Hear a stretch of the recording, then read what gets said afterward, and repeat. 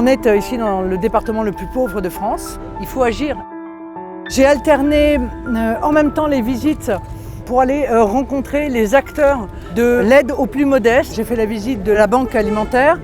J'ai également fait la visite d'une épicerie solidaire qui est tenue depuis 20 ans par un des conseillers municipaux que vous avez pu rencontrer tout à l'heure. Je suis aujourd'hui en train de développer auprès des Français les mesures qui vont permettre de redonner du pouvoir d'achat à des gens de plus en plus nombreux qui viennent dans les banques alimentaires pour pouvoir s'alimenter car ils n'en ont plus les moyens.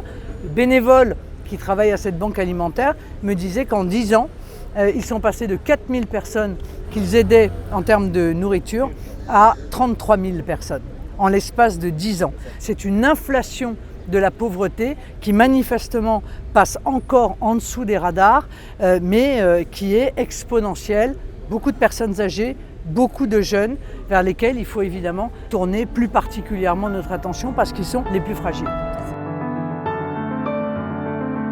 Moi, je ne suis pas la candidate des plateaux télé. Je ne suis pas la candidate des sondages. Je ne suis pas la candidate des dîners mondains en ville.